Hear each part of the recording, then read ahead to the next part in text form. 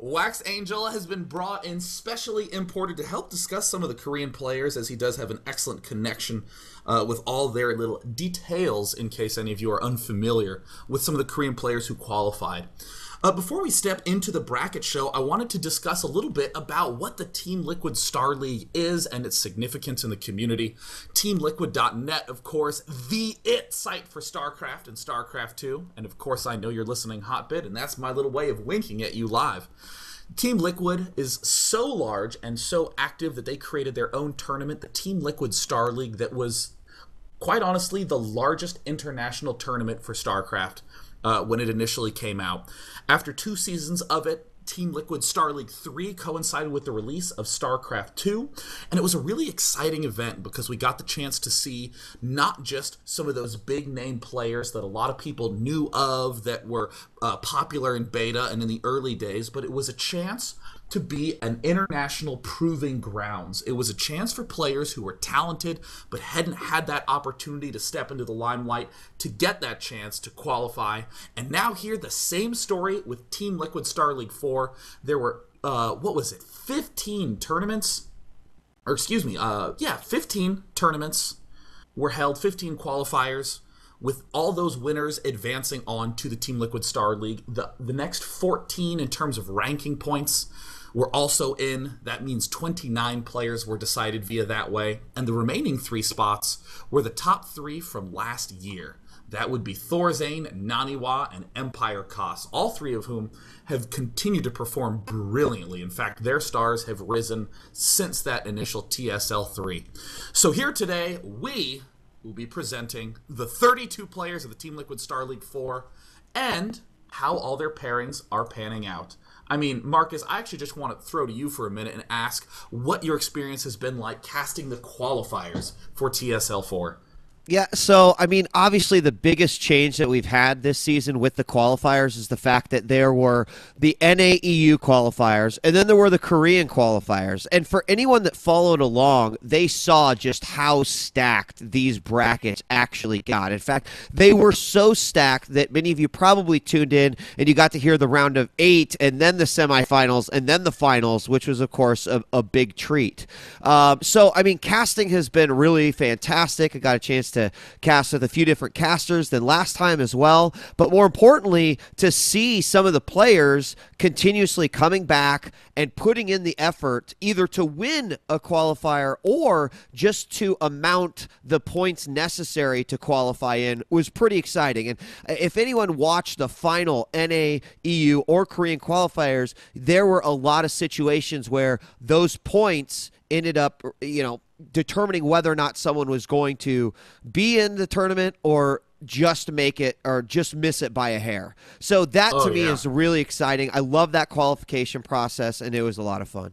Yeah, I mean, that I you can't emphasize enough how amazing it was to see those rank points in action. That so often you'll see in a qualifier for a tournament that a player will get to the top 8 but never really seems to be able to broach into that qualification seed area. But in TSL4, we got the chance to see players, like Baby Knight, just continue to show up again and again and again and perform so well. So without any further ado, I would like to just give the final announcements before we get ready to start off with the very first matchup of the event. Of course, go to TeamLiquidStarLeague.com for all the information on this event, the prizing, the brackets, the players, the sponsors, who of course we can't thank enough. Razer and Twitch TV are sponsoring this event. Without them, the event would not be possible.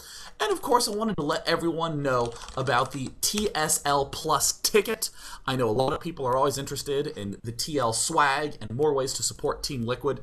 That is what the TSL Plus ticket is for. The TSL is a free event. You can watch everything in 720p, and if you would like, you can purchase the $10 ticket for 1080p stream quality, a free TSL poster, private subscriber-only chat, you get no ads on Twitch, you get 5% off all purchases in the Team Liquid store. I mean, the amount of stuff you get from it is probably worth more than $10, but don't worry, we won't tell Team Liquid. We'll just allow you to get it. Let's be quiet about that. You even get entry into their prize raffles to win a free trip to events like MLG, IPL, DreamHack, raffles for free shirts, Razer gear. Definitely check it out over at teamliquidstarleague.com. So I want to go ahead and begin with our very first matchup. We'll be starting up in the top left-hand corner of the bracket. I mean, Marcus, I want to throw straight off to you. It's two players who did amazingly in the TSL. It is Thorzane, the #1 seed, going up against Mouse Sports Hasuabs. Yeah, I mean, and initially, Sean, the first thing that's probably going to come to everyone's head is that, obviously Thorzane winning the previous TSL, but more importantly is this may be the first time that these two actually face off after, Thorzane leaving Mouse Sports and joining EG. So we sort of get a nice little, a nice little rival match right at the beginning as Thorzane, who now a member of Evil Geniuses, goes up against a guy who I know he respects, who he trained with an awful lot, and I really think this will be an exciting matchup as a result. Yeah, I mean, a lot of people, I think it's easy to forget that Hasuabs placed 4th in the last TSL.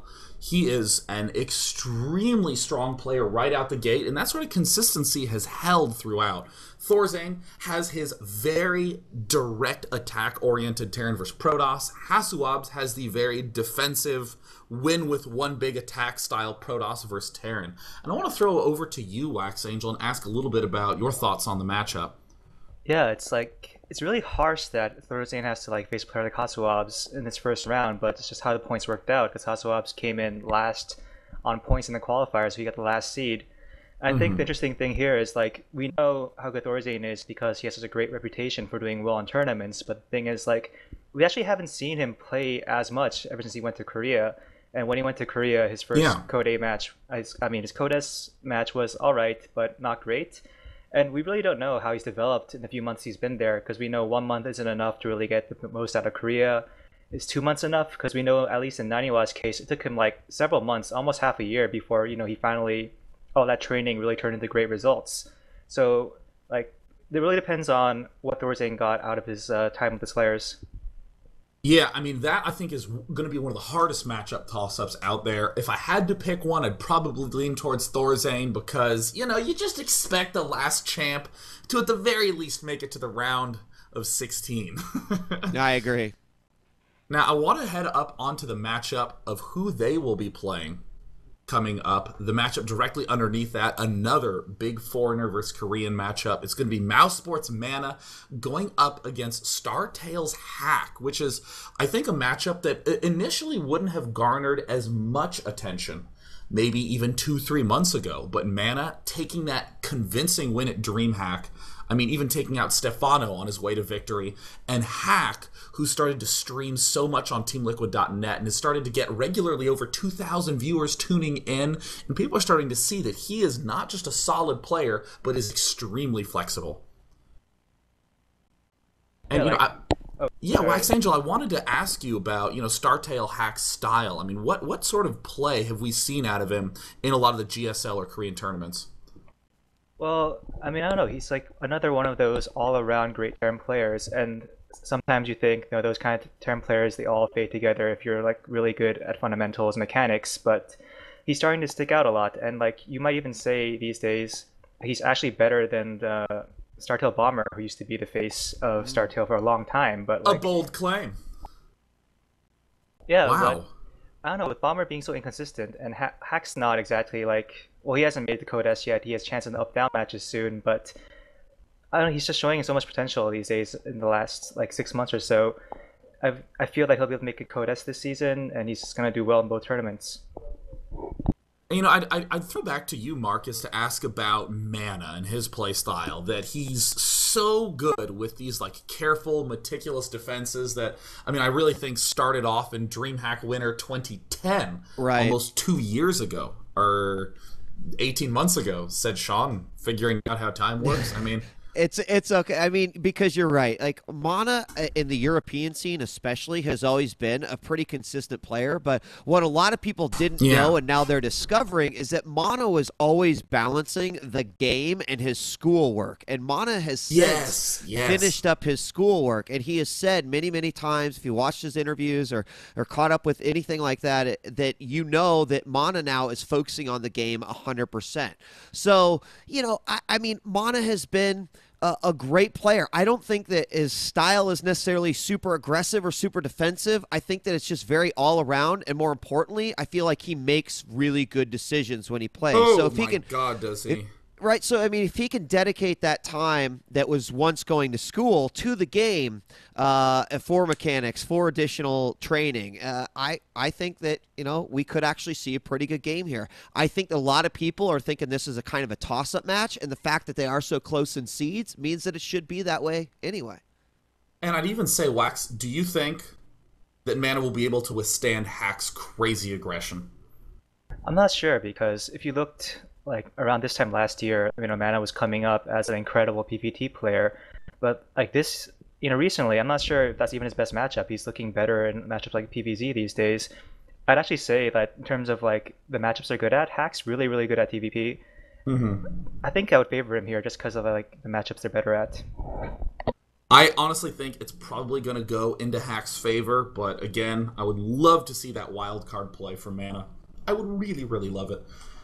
Yeah, and And I mean one last thing, Sean. oh Either yeah, way, how the bracket plays out, if you look at what happens in round two, whether it is Thorzane or whether it is Hasuabs, it's either going to be a team kill if Mana advances, or it's again going to be another one of these, hey, we were former teammates, let's do battle between Thorzane and Mana, of course. That's assuming that he could get past Hack, and that'll be a tall order. yeah. I mean, you can't emphasize that enough. Mouse Sports was 6 players for the longest time, winning tons of team leagues. With Hasuabs, Thorzane, Mana, Morrow being the big players on there, but all 4 of them, or excuse me, 3 of those 4 are now packed up in the top side. Yeah, Of exactly. course, bringing you all the drama in TSL4. Now, at the next matchup, I'm so excited about this one. This is probably my top 3 matchups that I'm looking forward to in TSL4. It's going to be Quantic Sase going up against Slayer's Coca, and Sase has garnered an enormous fan base, not just because of his stylish hat, but also because his builds are among the most meticulously planned out, unusual, and successful builds in the entire Protoss repertoires. I mean, he regularly takes all 4 geysers with an early expand, and he'll put one in, 1 or 2 of the geysers, and 2 workers and 2 or 3 of the geysers. So it makes it very difficult to read what he's doing from the opponent. So regularly when 4 geysers are down, your enemy will say, yep, no timing push can come now. And then Sase will come out with an odd timing push. It makes him an incredibly difficult player to read, but also a difficult player to play against. He's shown incredible consistency, but he's going up against Slayer's Coca, who's a kind of an interestingly controversial player in the community due to initially, I guess it would be described as a match-fixing incident where he was tied 1-1 with a friend and just said, you know what, you just take the win here. And there was an issue where he was pulled off the Slayer's roster and put back on, but he's always been a really strong player, performing well at MLG. And I'd actually ask WaxAngel, for Slayer's Coca, do you think that he's in, or actually just, can you tell us about his condition, a little bit about his history? Yeah, well, I mean, the entire ESV match fixing thing, I think it was like a little bit overblown, or at least Yeah. the punishment was. Like, what happened was, this is like the explanation according to like what Marine King was writing on Twitter, but Pyeon and Koka, they used to be on Xenex together and they're friends. And Pyeon needed to practice his TVZ and he couldn't find any partners. And he happened to be playing ESV because he wanted to find good Zerg opponents. And he got matched up against his friend. And Pyeon's thinking, I gotta play this tournament, but I'm actually practicing for other tournaments as well. So he's like, you know what, I need one more game of practice against a really good opponent. So he asked Koka, hey, could you let's take it to a third game. And if you watch the chat, they're exchanging tips and just talking strategy and stuff like that too. So pretty much it was dumb, but it was not malicious. And I feel Yeah. like the reason ComTV and Slayers to come down so hard on them is because like just the specter of Xavier is so it just looms over the Korean scene. So like when something small like that happens, you still have to like it's kind of an obligation. You have to come down hard on it. Yeah. Yeah. But his play style, you can't disagree that he has a very, very solid, straightforward Zerg style, or at least that was the case, in early 2011. I mean, how has that developed? Well, back when he was first like getting second place at MLG, he was more known as like a really really strong ZVP player who like abused like the mobility of Zerg, like hitting multiple places at one time. Back when like his Protoss players weren't so good at defense, and nowadays he's just become I don't know. I think he's lost his characteristics kind of just because like a lot of Zergs kind of play a very like take three bases macro oriented style, and especially in TVZ, it's kind of like just abuse the queens, and just try to win through like I don't know if it's inbow or not, but just try to win through the advantages they have. And he's just better at that than everyone else. He's just a very good standard, very good fundamentals player, and it really shows up when you watch how he does in GSTL. GSTL where you don't have time to prepare for your opponents. It's like playing a ladder match. A great supplement to exactly what WaxAngel is saying is that if I'm not mistaken, Coca was the first person to ever basically flawless victory their MLG championship pool. And that, I mean, again, you kind of go in that with a little bit of potential preparation, but you still meet such a wide variety of players in a short amount of time. And I definitely agree with what WaxAngel has to say about that. But like, now, do you think his standard play is enough to take out Sase? Yeah, no, because like the interesting thing is he doesn't have. Well, ever since his suspensions was lifted by Slayers, he's having like a hard time like having success in tournaments like the GSL where we have time to prepare. Like his best successes have come in GSTL where it's like you build momentum, you play each match at rapid fire, and that's where he like all killed Prime, including Marine King Prime, and where he got a 3-kill against to finish off TSL. But actually, when he goes to the GSL, he hasn't been doing that well. And if like Sase can prepare meticulously, and he's better at this format where you prepare for each map with one specific build, I don't know. I don't think Sase's behind in that case. I think it's even. Going to be such a weird matchup.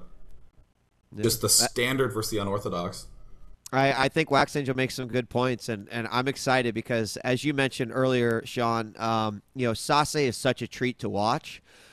He goes down in my book as probably being my favorite Warcraft 3 player playing, playing StarCraft 2 even over someone like Stefano, just because he's just grown so much as a player since he's been playing Warcraft 3, and I really find that how he's bringing that to the game is just really exciting. And those two players will be going up against the winner of our next matchup. An interesting Korean versus Korean battle. It'll be Dignitas' Select going up against Creator Prime, which, I mean, I think a lot of the community knows of Select, his early successes. But Creator Prime is a Protoss that I've had my eye on for a while. His styles are just delightful. I mean, I even recently did a daily on his PVZ because it was this Colossus-free Protoss vs. Zerg style. Emphasized Stalkers and Dark Templar and Archon. But his PVT, I mean, I don't know. Like, WaxAngel, how do you feel about Creator's PVT style? And tell us a little bit about how he's grown in popularity in Korea. Well, Creator, I guess, if you watch if you're only watching Codes, you probably wouldn't know much about him. But like, if you look at like the other like online cups or like smaller tournaments, he's like coming up as like a ridiculously strong Protoss player. And like the most surprising part about that is like he's only 15 years old, which is kind of ridiculous. Wait, what? He's 15? Yeah, he's 15. I didn't know that either. Is it legal for him to play in this tournament? That's like the age when Flash started winning. That's like when he debuted, I think. So it's not like unprecedented that a player can be like a top level at that age. But gosh, 15 years old and on point in those matches. I mean, huh. Sean, I just want to throw out here, there's no doubt. I mean, as much as I love Select as a player and a person, there's no doubt that the Select over the last 6 months has been a bit disappointing. He's not necessarily been, I think, the Select that we know he's capable of being. So I think that this is a big test for him. You know, how well is he going to be able to do in this competition? Just getting here is already tough as hell. So, you know, congratulations on him doing that. But I think there's a lot of fans out there, a lot of select fans that want to see him do well. And I just hope that he, you know, takes this 100% serious and that he brings us, you know, his best games. Yeah, but it's not looking good for him because like when we told him who his opponent was, he said some stuff. He's like, I don't think he likes his chances either. I think his exact verbiage was F word, uncensored. And I mean, especially looking at his bracket where he plays against the winner of Sase and Koka. I mean, Select is looking to be in a pretty grim bracket right off the bat, but Select is very, very talented at just consulting the metagame, figuring out what his opponent's trends are, and exploiting that. Now, as we move on down, we have our first mirror matchup of the tournament. It's going to be Acer's Nerchio, who's coming off a hot win at Home Story Cup, going up against Alternate Attack's Dark Force, who had kind of a splash in NASL Season 1, but we haven't seen a lot out of him as of late, managing to qualify for the Team Liquid Star League through those qualifiers. I mean, Marcus, how are you feeling about Dark Force's chance going up against Nerchio? You know, honestly, Sean, not very good. And the reason why is because it seems like right now there's two types of Zergs. There's the Zergs who are quite good and don't care about playing ZVZs, and then there's the other Zergs who are just like, not my favorite matchup. Just don't really dig it. So when I just put that up against one another, I feel like Nerchio automatically has an advantage. He's comfortable with it. He's won several games recently in ZVZs. And although Dark Force is just a great player and certainly beginning to make more of a splash even outside of Europe, I feel like Nerchio has the upper hand here. You know, I expect to see Dark Force continue to do well, not only in the online world, but hopefully on the international circuit. But I just give the +1 to Nerchio on this one. Yeah, I mean, I couldn't agree more. Nerchio has been looking just brilliant. I mean, almost always whenever someone talks about the European players or the European Zergs, they say, oh yeah, he's a really good Zerg. I mean, let's just discard Stefano and Nerchio for a moment because they're clearly light years above all the other Zergs. But yeah, you know, this is how, I mean, even at MLG last weekend, how we were describing players like Snoot and Sort of. Strong Zergs, no one's in the caliber of Nerchio. I mean, Wax, I know that there's been a pretty big splash about Stefano in the Korean scene, but what about Nerchio? Yeah, well, the thing is, like, Home Story Cup, I suppose it was on at like a slightly better time to watch than some of the American tournaments, but still, it's like I can't say it was watched as much as tournaments like MLG or IPL. So I mean, it's he's a guy that the hardcore fans know. Like I guess like in America we have like the people who are like hardcore about looking at small tournaments in Korea like ESV Weekly or EWM. Similarly in Korea, there's people who are like super hardcore about watching some foreign tournaments. So like I don't think he doesn't have that kind of like broad appeal yet, but some people have heard of him.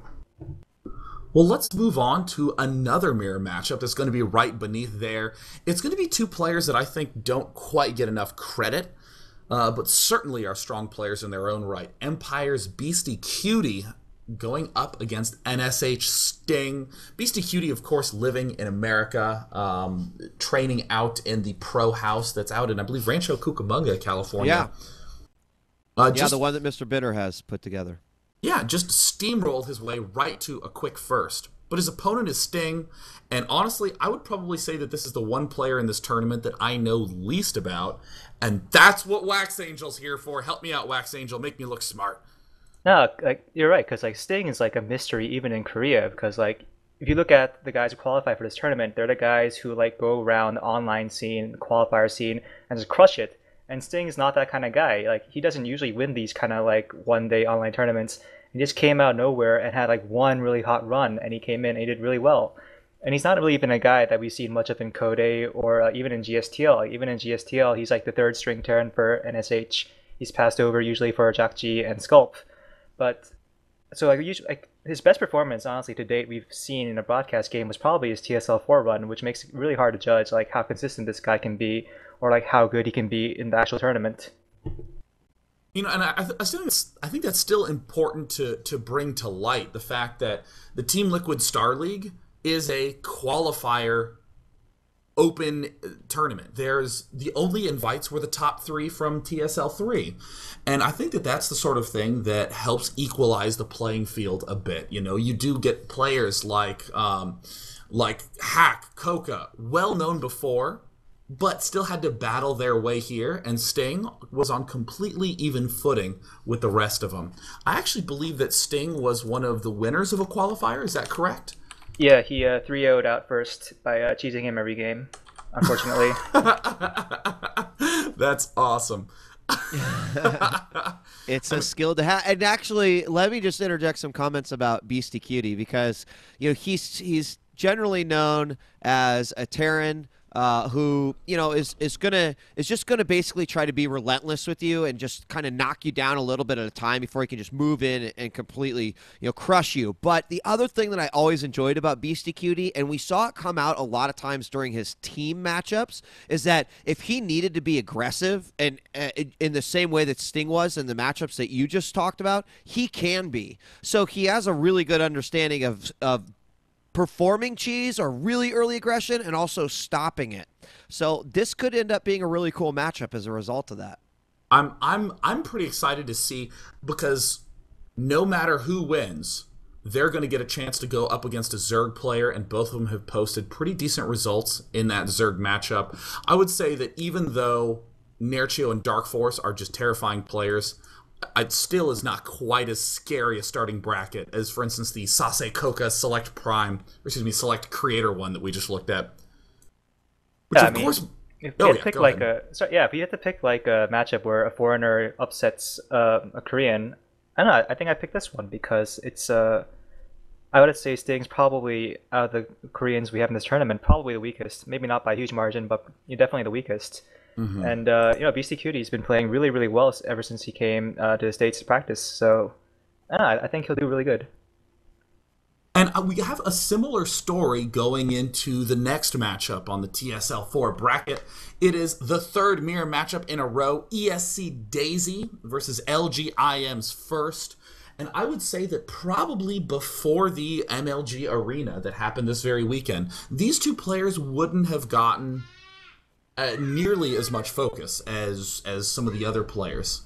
But Daisy really showing some unusual Protoss styles, getting some solid wins in the arena, and First really stealing the show at that arena by getting knocked down first round by Sort of, and then beating every scary Terran player on his way to the finals of his bracket. Just about everyone. Yeah, just about everyone.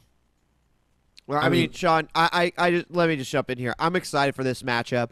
PvP has been developing so much as of late, and I feel like in the last 3 competitions alone that I've had the pleasure of casting, like I've seen stuff that I never imagined that I would see in PvP. And, between these two players, First, although it might not be his strongest matchup, I think that this is a player who definitely deserves some recognition, and my eyeballs are on him absolutely. And Daisy's got a different story, but maybe WaxAngel has a comment on this as well, but do you think Daisy, as far as I know, he's in Europe right now as well, still, right? Yeah, he's in Germany. Yeah, so, do you think that has, think about First and the opponents that he gets to practice with, etc., and then put Daisy on sort of that same comparison chart.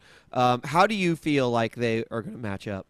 It should be no contest on paper because, Daisy, he went to Europe, and even before he went there, he wasn't like a particularly notable player on Prime anyway, and he kind of like went over to look for more opportunities, kind of the way we saw Sleep or Golden temporarily go over to, the States to play. And if you look at if you look at some of the other Koreans who went over to other countries to play, they've done well, but they haven't really been on the same level as their peers in Korea, except Violet, I guess. Violet's like the huge exception who manages to play at an extremely high level despite not having Korean practice opponents. But just going by the trend, I think you have to give First a huge advantage. But then again, it's PvP. When PvP happens, a lot of things just go flying out the window. Yeah, I'm real interested to see if Daisy's kind of unorthodox build can go up against First, just straight, solid play.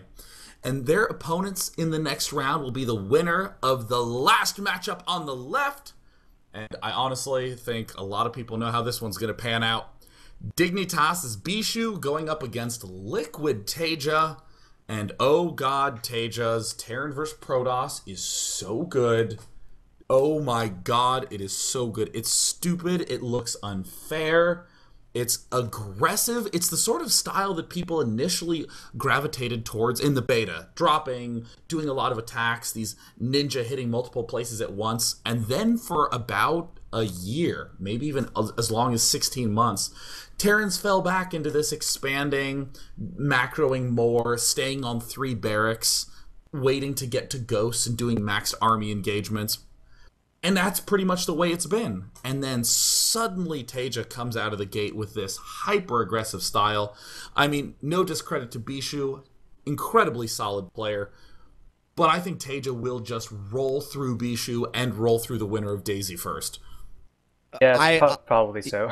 Yeah, I mean, I agree. Teja advances, and then if anyone saw Teja versus First this weekend, you know just how deadly Teja can be in that TVP. He absolutely crushed him after First just had his way with every other major Terran that was there. Between Alive and Puma and Top, I mean, he just dismantled them. And then Teja came in and was like, no problem. It was really, it was almost just like, you expected these games because of the route that First took. And then Teja just completely blew everyone's mind. So I agree with you both, Sean and WaxAngel, that Teja's going to move on. And quite frankly, he's probably already looking at a semifinal spot here, no problem. And you know, Wax, you were just talking about the fact that some Korean players have joined foreign teams looking for more opportunities in terms of just, revenue and stability, and haven't been able to put on those results. But Teja was, one of the initial Koreans to move over, joining Team Liquid. But he's just been performing so amazingly as of late. Can you talk to us a little bit about sort of Teja's status right now? Yeah, I think when he first came up for grabs on the market, it was shocking that people weren't going after him more aggressively. Because if you watched how the way he owned the ESV weekly tournaments for however many weeks straight, and he earned himself a trip to Aces Frog Assembly by winning the Grand Prix. The guy was he was ridiculously good. He had so much talent, and all that was left was to make it happen in Code S. And people, I don't know if they measure GSL too highly, but it was just ridiculous that he wasn't more highly courted. But Liquid ended up with him, and that was great.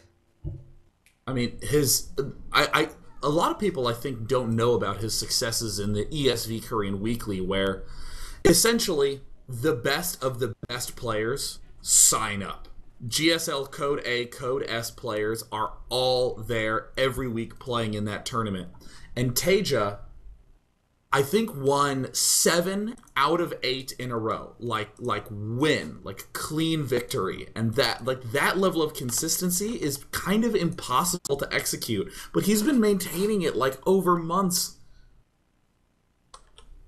I'm just really, I would be shocked if anyone could stop him in Terran vs. Protoss as of late. Oh well, if I had to give Bishu a chance or something like that, or point out his weaknesses. He had a stretch this year where whenever he went to tournaments, big tournaments, live ones, he was getting knocked out exactly because of TVP. And the reason was he couldn't last past 10 minutes in the game because he'd always get 4-gated. He would die to some kind of 2-base timing attack, something with Warp Prisms and Blink Stalkers, Warp Prisms, Dark Templars.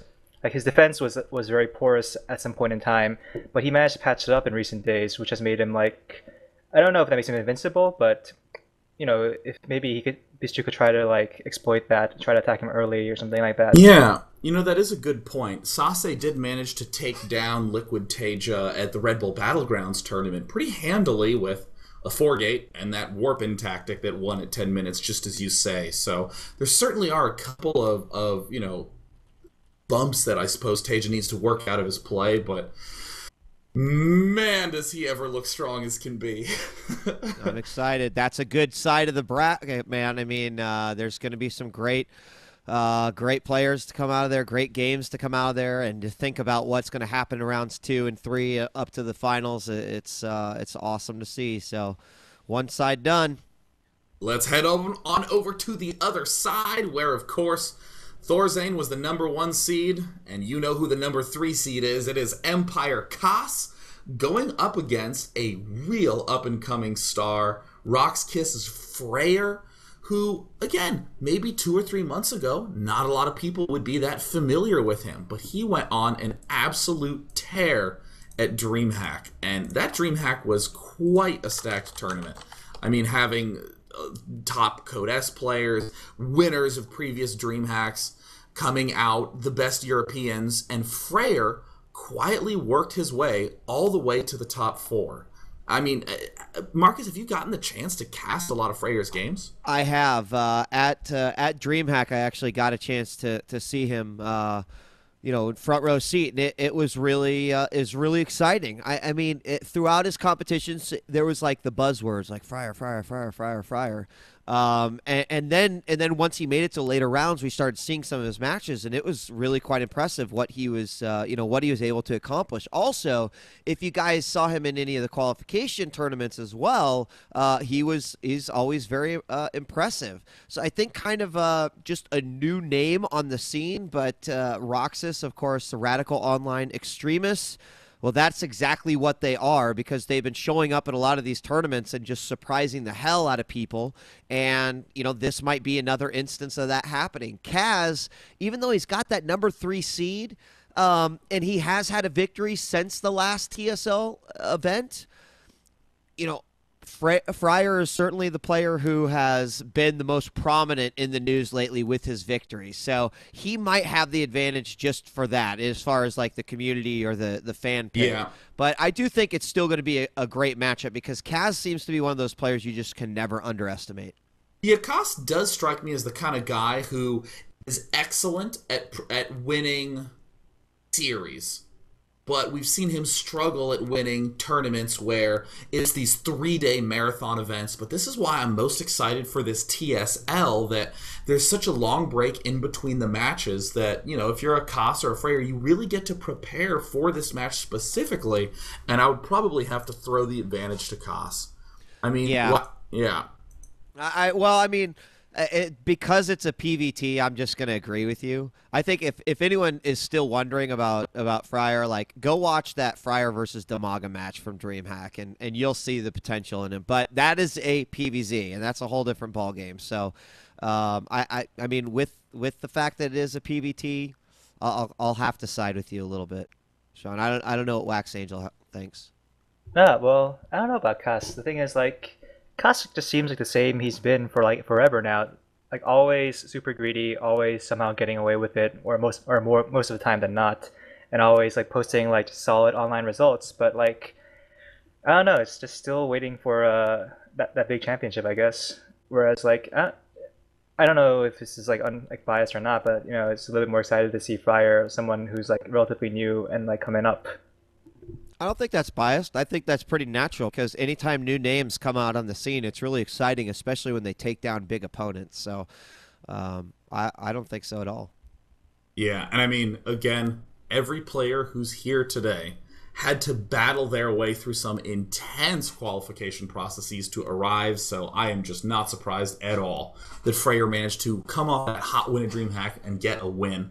Now, in their bracket are 2 kind of interesting stories. It's also on Team Rog's going to be Elfie going up against Startail's Life, the Zerg player. And Elfie plays maybe the most visually slowest of anyone I've ever seen in major tournament games, sometimes taking both hands off the keyboard and cracking his knuckles and looking at the screen and going back. Really likes Phoenix play, has seen him do it in all matchups, but especially up against Zerg. So he's going up against Startail's Life, who, again, WaxAngel, he's a player that not a lot of people are as familiar with. Can you tell us a little bit about Life and his playstyle?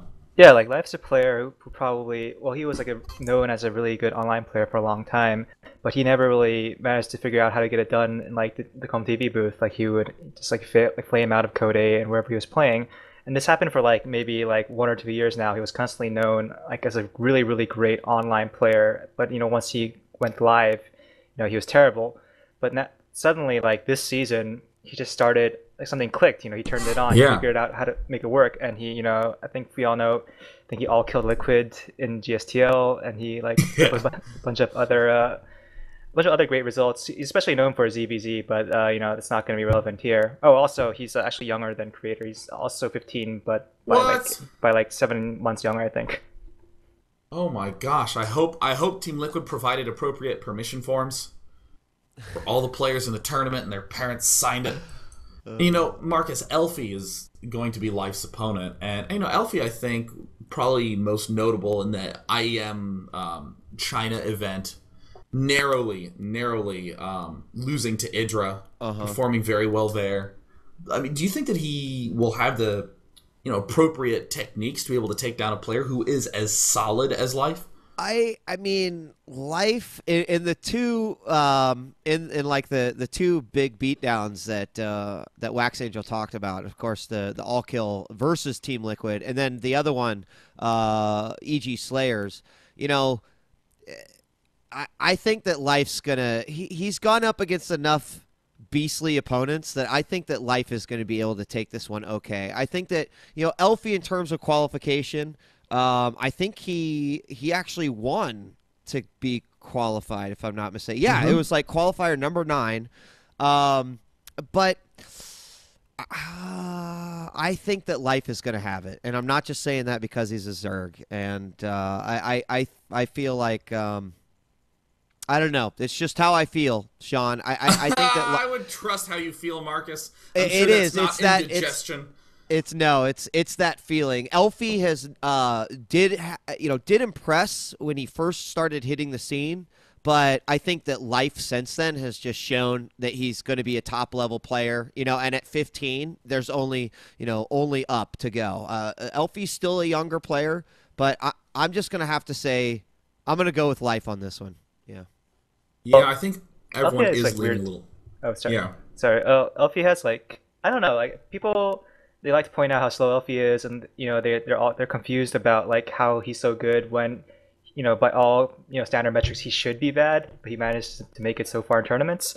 He just has like, if a guy keeps getting results, it means something's there. I don't know what it is. It's like some weird intangible. Like, I remember my favorite anecdote, I guess, from Elfie's career is like Stefano was going on that ridiculous 33 game winning streak in ZVP against Europeans, and then it's like, who cuts it short? It's like Elfie. Elfie, out of all people in the world, is Elfie, and like, who else would it be? The guy no one believes in, everyone thinks is terrible, but this guy, he gets things done in a weird way, and like picking against him, you should just be afraid picking against him because he's just like he exists to like ruin predictions. That is actually a great point. It's so easy to become a little overly obsessed with a lot of what was significant in StarCraft 1, mechanics and the amount you practice. But in StarCraft 2, just making the correct decision has so much of a strong impact. I mean, just having the extra correct unit, the extra immortal when your opponent went for opening X, can completely change the tide. And that's one thing that I do love watching about Elfie. He makes these kind of odd decisions that just crush the compositions that his opponents throw at him. So I'm really excited to see that match, but I still trust Marcus, and I've got to go with Life in this situation. The next matchup that we have, I think, is probably going to have maybe one of the highest viewerships of the entire tournament. It's Liquid Ret versus Startail Squirtle. And, again, to say something I've said for the umpteenth time, TSL4, an open qualification system. Anyone who's here today battled their way to get here. And as a result, you see newer faces making their appearances. We have Sting, Beastie Cutie, First. We have Hack, Coca, a lot of these players that you might not know as much of. Ret and Squirtle are the exact opposite. Squirtle coming off the second place GSL Code S, a top 4 finish at the Red Bull Battlegrounds, blowing everyone's mind with his consistency in the team league, the GSTL. Squirtle had a long history even before that, going to the World Finals at IEM in 2011 at Gamescom, or excuse me, at what's that other big trade fair? CeBIT, there we go. CeBIT. Yep. Yeah, and Liquid Ret, same story.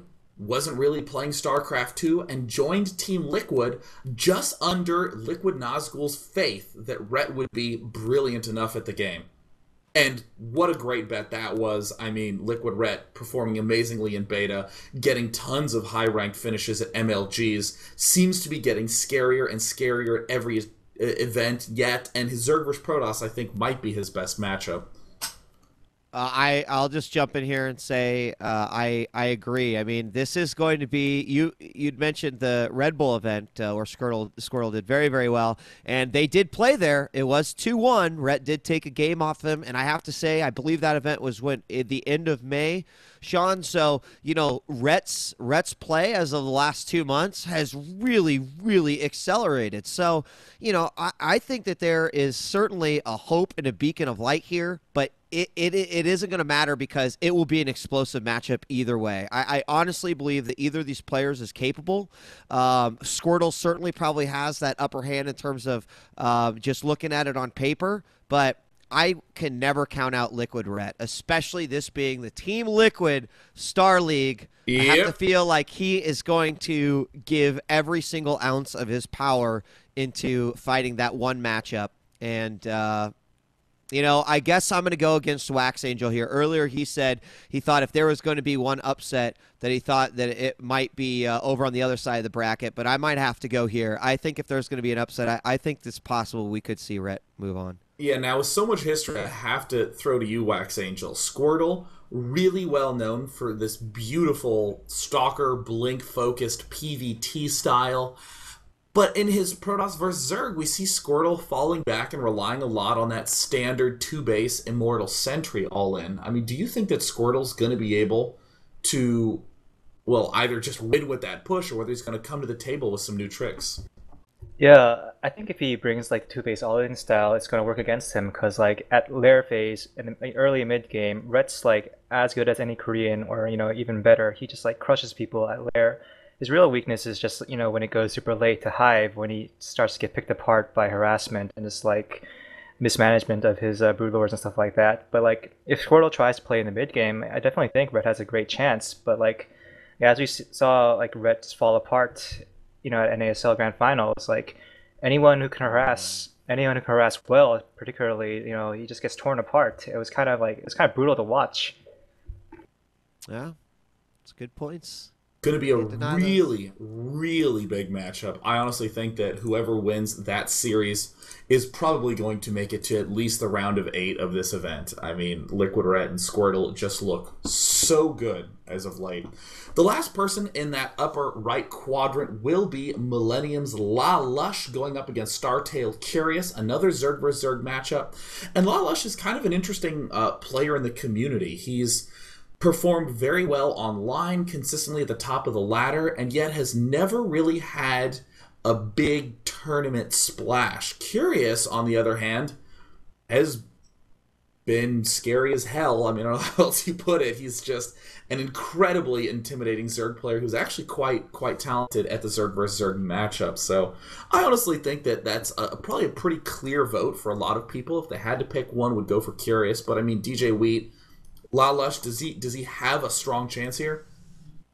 I mean, I really don't think he does. To be completely frank, La Lush did come in through qualification points. He was actually in 3rd place. That's how he made his way into the game or into the competition. But Curious, I mean, you mentioned some of his accomplishments like Code A. That's kind of a big one. Some all kills of in the GSTL as well. Can he really say he's put up the same amount of accomplishments? I don't think so. And granted, you can't just pick games that way, but I feel like Curious is going to come out as the stronger Zerg in this one. And of course, same question going to you, WaxAngel. What do you think about La Lush's chances going up against Curious? I mean, I guess it depends on like what do you think of Zerg vs. Zerg. Obviously, it's no PvP, which is like the most upset pro match in the game. But you could argue that like compared to a non-mirror, there's still a little bit more chance for an upset. And if I recall correctly, I think La Lush got in through the qualifiers, and he showed some pretty good ZVZs. Like I wouldn't say he relied on ZVZ, but it was his strength in ZVZ that helped him get here. And Curious is very good. He's a consistent Codes player, lower Codes player. Doesn't really get to the higher rounds, but like I don't know. I think it'll be just an interesting thing to see because when we see like foreign tournaments and we see like Koreans who are like good but not super great play against foreigners, like foreigners tend to get like they tend to win.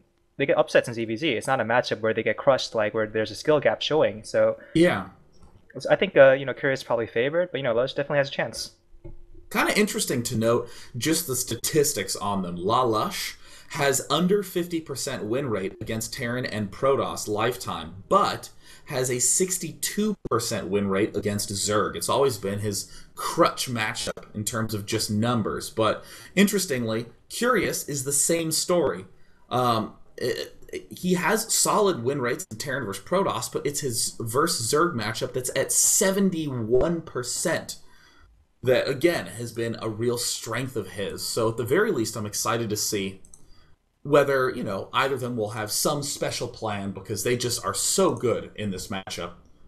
And with that introduced, now it's time to go to the final quadrant down in the bottom right, where I honestly think that this is going to be the most interesting bracket of the tournament. The number of players in here that are unpredictable is it's almost 100% of them. Yeah. With the first one being Vortex going up against Baby Knight. Both of these players managing to squeeze through the qualifiers. Baby Knight based on qualification points. Vortex winning a qualifier, doing brilliantly against Korean and foreigner alike. And you'll notice that Vortex is the 7th seed in this event. He is very, very consistent online. Yeah, Vortex is one of those players that if you haven't seen his name, you're going to start seeing it a lot more because he's posted some really, really impressive results here, both online. Actually, no, just mostly online, to be honest with you. And a lot of people don't know this, but this is actually the brother of Lucifron, who came out to smashing success at the end of Warcraft 3's period. And obviously that must run, those skills must run in the family because he's just as intelligent of a player as his brother. So growing up, if you have that type of competition in the house, that must be pretty nice. You know something about that. And Sean, Lucifron, I mean, you were bringing up Lucifron as a brother. A lot of people know Lucifron a lot more than they know Vortex. But interestingly, Lucifron has said that almost always Vortex defeats him in practice matches. Almost always. In fact, one of the first times that Lucifron ever beat Vortex was actually at WCS Spain. So a little bit of a bittersweet moment there, but really goes to demonstrate that consistency. And actually on that topic, I wanted to just ask WaxAngel if you could tell us a little bit about how the seeding works, because I think a lot of people are familiar with, Thorzane gets first, Naniwa gets second, Koss gets third, because that's what they got in the last TSL. But how did Vortex, for instance, get that number 7 spot? Well, the way we worked it out was obviously the last top 3 get numbers 1, 2, 3 in the seeding, and we decided to put. So if you qualified as the winner of a TL Open, then you get a higher seed than someone who got in through points. So the way we ranked it was Korean, and then between the actual winners of the TL Opens, whoever had the highest TLPD ELO rank got a higher rank. So there were 10 winners of the NAU qualifiers, and we ranked them by whatever TLPD ELO they had. And I mean, with that in mind, Vortex being the 7th highest the 7th seed, which means he is the 4th highest ELO of all the players who have won on there. We separated Korea and the NAU, so he actually was the 2nd highest, I think, amongst the foreigners at the time when we measured. That is just stunning consistency. And in fact, if you go to TLPD and you open it up and just look at his results, he has some significant wins against notable players, even has close to a 70% win rate against Protoss. And his opponent is going to be Baby Knight, who, again, might be one of these players that doesn't ring a bell for a lot of people, but he is an online superstar, regularly being in the top on the EU Grandmaster, has released a number of really influential replay packs in the communities. It's been just really a treat, in my eyes, to watch him perform so well and get this far.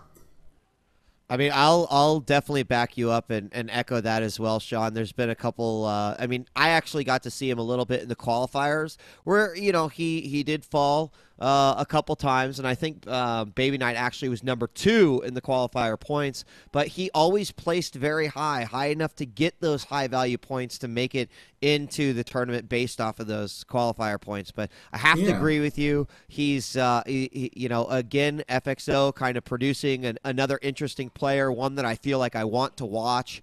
And, based off his performances as of late, I think that this is going to turn out to be one of those incredible matches that we're going to have here for the TSL4. And go ahead, WaxAngel. Oh, yeah. I mean, the other interesting thing is, like, we see in the foreign scene, like, a lot of the best players are ex-Warcraft 3 players, but, like, Baby Knight's actually, like, an ex-Dota player. And that's, like, I don't know if anyone's come from that background to become, like, a top-tier pro. That's actually a great point. I don't know. I'm always impressed whenever someone has that ability to cross over, because there does tend to be somewhat of a stigma against, some of the MOBA players. But one thing that I just have such a respect for Baby Knight about is that he is just upbeat, pleasant, really community-oriented, involved, and has never, in my eyes, never really seemed to get that worked up about his position. Just said, you know what, I'm just going to work and just keep improving, and that'll be proof enough. And if you look at his results in those EU-NA qualifiers, I mean, a 3rd place, top 8, 2nd, top 4, top 8, just marking so many big wins. And to have that consistency over qualifiers as competitive as TSL4 is totally kick-ass. Right. I mean, you have to go back and actually look at the brackets to appreciate just how ridiculous some of those wins are. When you consider just the number of people that were going in for it. The NAEU was exactly that. Take most of the great talent who was working to qualify from NA and EU, and he was battling those out every single time. And so to make it that high was quite impressive. And of course, these two players will be going up against another really interesting matchup. It'll be Velmu up against MVP Keen, where I think that there will be far too many people saying, man, Keen is clearly going to crush Velmu in this spot, because Velmu just showed some stunning PvT at the last MLG Arena, absolutely thrashing Puma so badly in their first round match. Was one of the only foreigners to defeat a Korean at that event. I mean, Marcus, did you get the chance to cast some of Velmu?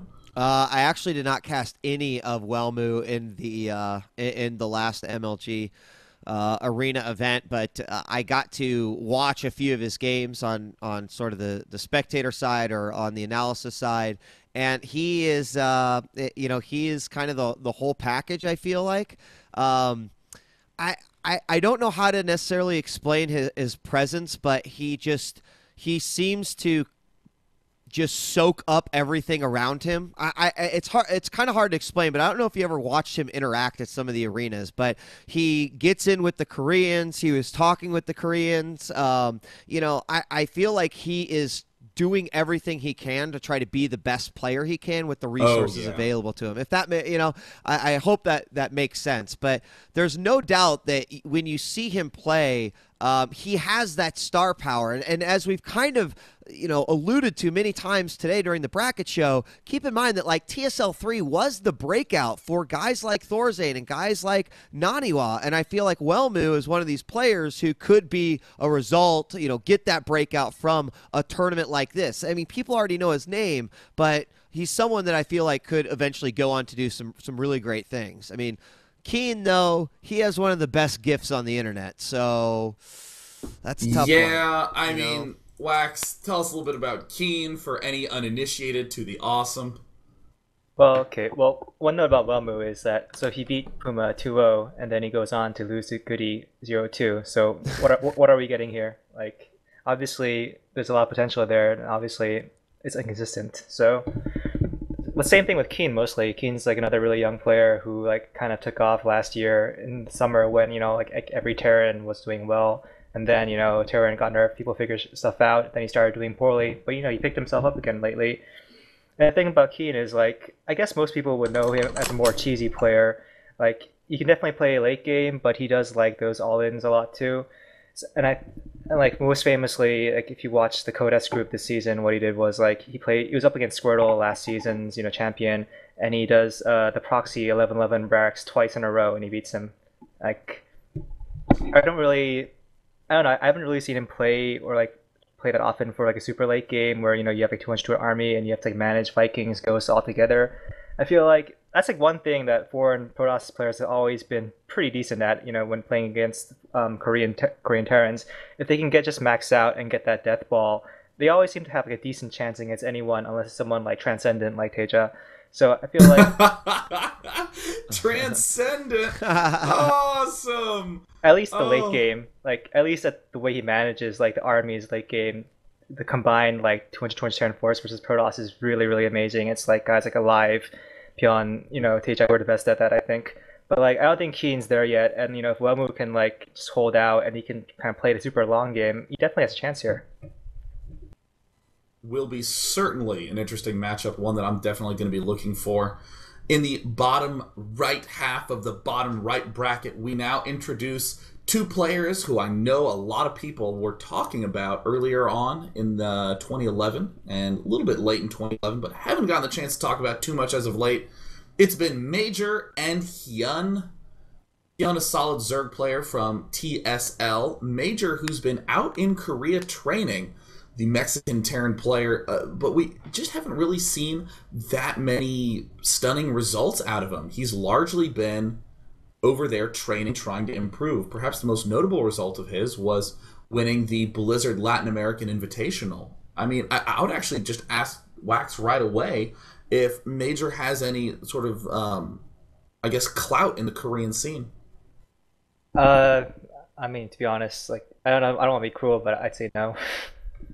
No, that's why I bring you in, man. You're the expert. Like, I actually think it's a really interesting storyline about with Major's commitment going all the way to Korea to train, to practice, but there is that tendency to say, well, you're a foreigner out here in Korea, but you're still just another player who is not showing up in GSL, who does have a lot of skills. I mean, do you think that he'd be able to take out a player of Hyun's caliber?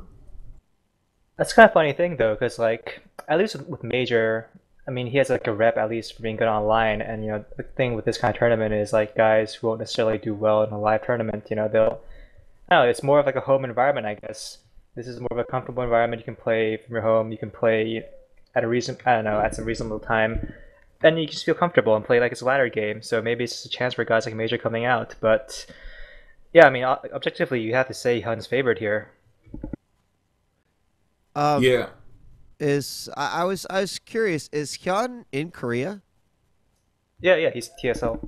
Okay. Well, I mean, I know that. It's just he's actually got quite an amazing record versus in all of the European, like Go for SC2 Cups and some of the Zotek Cups. Like, he seems like he's ridiculously active in these. Which is kind of interesting because a lot of the Korean players will actually make note that sometimes the European players are kind of a bit tricky because they don't get a chance to play necessarily on that ladder or those styles of play as much. And even though Major doesn't fit into that category, I just have to say I'm excited for this matchup for two reasons. It's obviously the only TVZ in the entire round of 32 that we have. Wait, what? Wait a minute, hold on, oh my, what the hell? Yeah, it's kind of amazing, isn't it? But yes, it's the only TVZ in the round of 32, and I lately seeing Major play, I like Major. I've always liked him ever since I saw him for the first time. I think it was actually during the Masters Cup series on EG when he was playing for, gosh, I don't even remember who he was playing with. Anyway, that's besides the point. Major, to me, he's, you think of like, what's the best Terran? We've used Tasia, for example, many times tonight in terms of his harassment and in terms of his late game. And I think that, like, if there was a foreigner out there that could at least somewhat match some of those things, his harassment is great. My only problem with Major is that when his harassment fails, sometimes it seems like he has a problem figuring out how to finish the game. So Yes. I just throw it out there that if Major can get that patented Major harass down and he can make that work for him here, and as WaxAngel said, he gets to play in a comfortable environment that might help him, I think he's got that chance versus Hyun. But the more I look at Hyun's record on the TLPD, I'm actually quite just like, he gets around, man, way more than I ever realized that he did. So he's a little I'm excited for promiscuous this one. tournament button masher, man. He'll sign up for any tournament, doesn't care who it is, and then he'll crush it. Yeah. And of course, this brings us to the very last of all of the TSL bracket round of 32 introductions. This match gonna be an interesting one. Can he do another deep run in a tournament? We'll find out. It's gonna be the brand newcomer Johnny Rico going up against Quantic Naniwa. I mean, I think nearly everyone has gotten a chance to see Naniwa's incredible PvZ play in his series against Dongray Gu in the GSL. Johnny Rico has been really, really working hard, trying to climb up through the ladders, performing well WCS UK. But djWHEAT, I want to throw it to you and ask if you think that Johnny Rico can, like, what he'll have to do to take down the beast that is Naniwa. Well, one thing that's going to be going for Naniwa here is that I don't think Naniwa is going to be thinking about nerves. I don't think he is going to be worried about, even advancing on to the next match. I think that Naniwa is going to prepare accordingly, and as a result, I think that Naniwa is going to win. And, there's one thing that you have to take into consideration with Johnny Rico, and even with some of his victories, he has been doing a lot in the European online qualifiers, is that this might be that first really big stage, other than the WCS. Wasn't he just in the UK finals versus the Muslim? And I think he did not make it through there. But is that going to come into play at all? Was that his moment where he sort of shed all of those? I get nervous against big matchups. I'm worried about my opponent.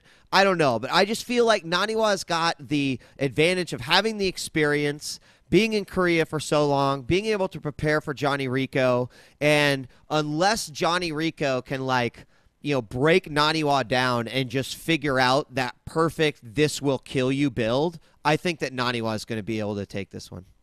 I mean, Wax, what are your thoughts? Yeah, I mean, if you look at Naniwa this year, we saw him impress a lot in PvT and PvP, and people were like, well, you're not doing that well in PvZ when you go to foreign tournaments, you're losing to guys. And, you could call it an excuse or not. Naniwa said, it's because, I've been practicing for PvZ because in Korea, all I've had in, GSL was PvP and PvT. And then, he gets DRG in the round of 8. And he prepares hard, and he just comes out with these really nifty gate expands and takes DRG all the way to the edge, showing that if he does prepare for the matchup, he can be really, really good at anything he wants to be good at. So I mean, definitely, if anyone's taking this seriously, and I'm pretty sure he's taking this seriously because he wants to win this one after losing the last one just off some bad mistakes, and he just breaks down his opponent, I think he's gonna crush him. He's just gonna analyze him, and he's gonna come out with some great PvZ. Now, I'm hoping, though, that Johnny Rico can take the structure of TSL4 to his advantage, that with all the time to prepare, I mean, right now, Johnny Rico has tons of VODs of Naniwa. He can go to, Naniwa's stream on Twitch and watch Naniwa play PvZ from Naniwa's perspective. See what some of those patterns are. Naniwa, I think, not only doesn't have as much information on Johnny Rico, but might very well just say, yeah, but you know what, I'm a GSL player, and he's just a UK guy, I don't need to prepare, I can rely on my mechanics. And I feel like that is always a prime spot for an upset to happen.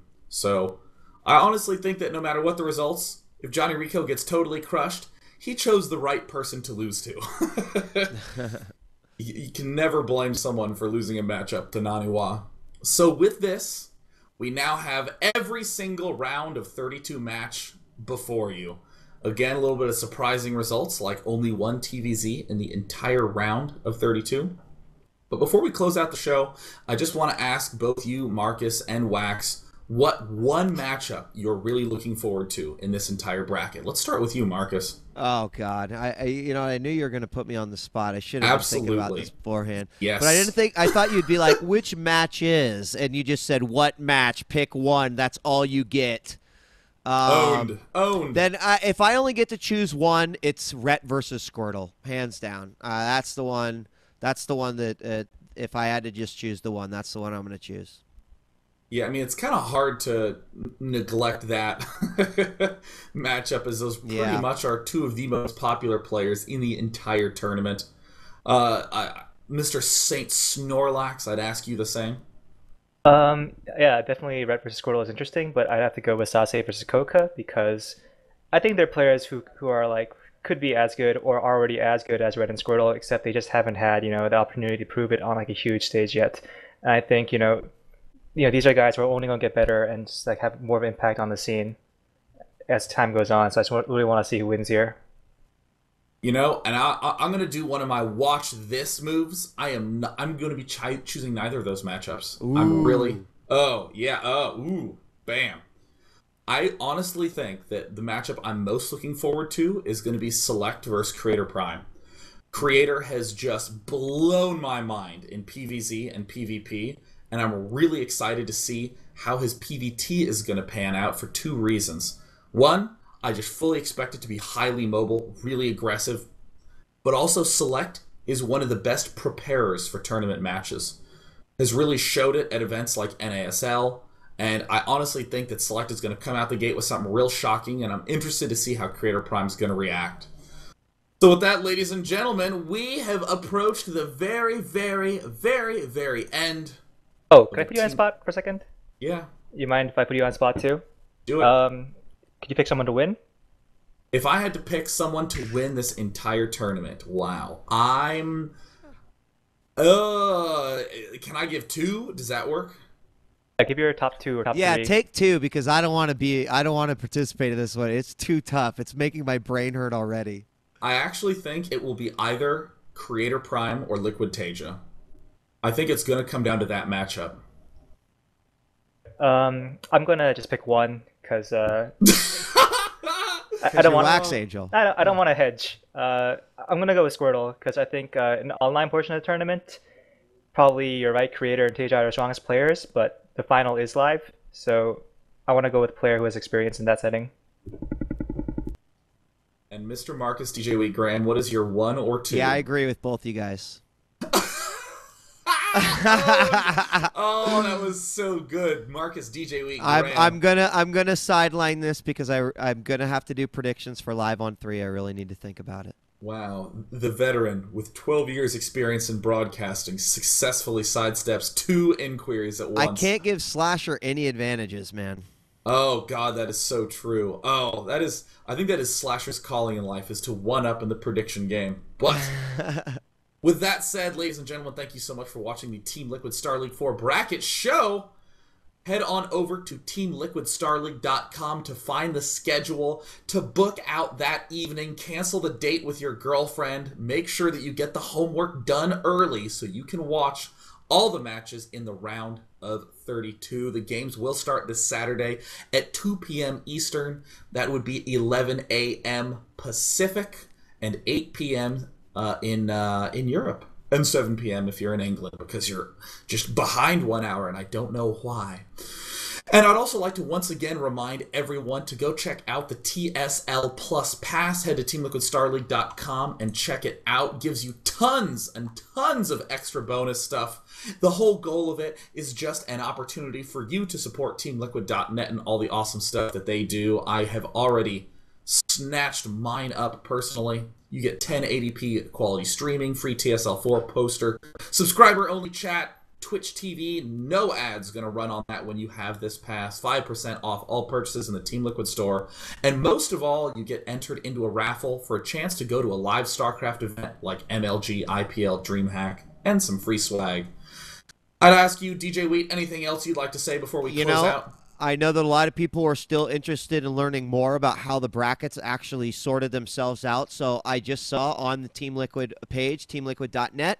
Of course, if you click on the TL News article that says full bracket released, you can, of course, see the graphic that shows everyone that is playing, and you can start to make your bets and prepare for that. But also, there is a spoiler that shows exactly how the seeds were determined. And I know lots of people were asking in chat, so you can see it right there for yourself. And Wax, anything else you'd like to add before we close out this bad boy? I don't know. I don't really have anything to sell. I guess I don't know. I work for TL, so if you're watching the stream, if you're reading the site, thanks guys. Keep coming back. Once again, thank you so much, WaxAngel, for coming on and helping to give that perspective on some of those Korean players. And Marcus, djWHEAT, Graham, always a delight. Because, of course, we will be doing a little bit of cast and action throughout the season. But for this weekend, it'll be me and Husky opening the show. Definitely tune in and watch us scream in unison as I drive on over to Husky's house into early morning hours. Once again, huge thanks to the sponsors of this event, Razer and Twitch TV. Feel free to give them a shout out on Twitter or just send them a direct email and be like, yes, you're supporting esports. And actually, I'm strongly encouraging you to do this because without the sponsors, it would be very difficult for esports to be a thing. And last but not least, enormous thanks to TeamLiquid.net for having 3 incredible TSLs and for hosting yet another one. And thank you again for inviting me to be part of it. Always a treat. And with that, the only thing that you must do now is head to TeamLiquid.net, head over to Reddit, and begin the discussion. Who is going to win TSL4? The only thing that can possibly help work it out is endless forum debate. I really want to know who the favorites are, who the underdogs are, and it'll all be decided by you. So with that, thanks so much for tuning in, guys. We're out.